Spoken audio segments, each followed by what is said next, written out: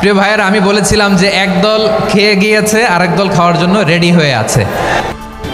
সিলেটের AMC college মাঠে অনুষ্ঠিত তাফসিরুল কুরআন মাহফিলে জনপ্রিয় ইসলামী বক্তা ডক্টর মিজানুর রহমান আজহারী তার সাম্প্রতিক বক্তব্যের জবাবে বিএনপি নেতাদের মন্তব্যকে সমালোচনা করে বলেছেন, নাগরিক হিসেবে দেশে যে কোনো সমস্যা বা অসঙ্গতি নিয়ে মত প্রকাশের অধিকার তার রয়েছে, এই জন্য তাকে রাজনীতিতে আসতে হবে, এমন মন্তব্য ঠিক নয়।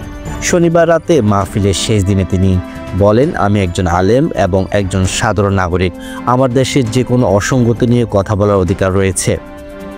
যারা বাক স্বাধীনতার কথা বলেন তাদেরই যদি কোনো মন্তব্য নিয়ে আমাকে রাজনীতিতে যাওয়ার কথা বলতে হয় তবে তা সঠিক নয়।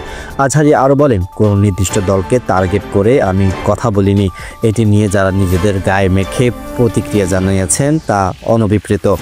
সাধারণত একটি মন্তব্যকে ইচ্ছাকৃতভাবে রাজনৈতিক রূপ দেওয়ার চেষ্টা করলে মানুষের কাছে নেতিবাচক বার্তা যেতে পারে। তিনি রাজনৈতিক সংস্কৃতির সমালোচনা করে বলেন, দেশের ক্ষমতা পালাবদলের সময়ে দুর্নীতির ফিরিস্তি প্রকাশিত হয়, এটাই আমাদের রাজনৈতিক সংস্কৃতির অংশ। এখন সময় এসেছে এই গতানুগতিক চর্চা থেকে বেরিয়ে আসার। আমরা চাই চাঁদাবাজি, দখলবাজি, টেন্ডারবাজি ও দুর্নীতিমুক্ত একটি দেশ। দেশে নিবন্ধিত 38টি রাজনৈতিক দলেরই এই ব্যাপারে শপথ নেওয়া প্রয়োজন।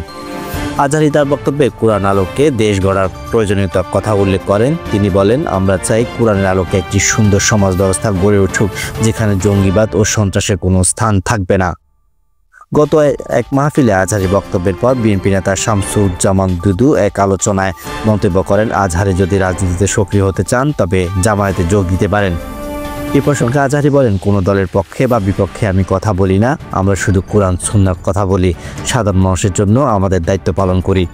শনিবার সিলেটে খ্যাদমতে কোরআনের আয়োজনে 3 দিন ব্যাপী 36তম তাফসিরুল কুরআন মাহফিলের সমাপ্তির দিনে আজহারী এ বক্তব্য প্রদান করেন। তো কোনো দল এটা নিয়ে কোনো কথা বলল না, আপনারা এটাকে নিজের গায়ে যে মাখালেন, এটা ঠিক হয়নি।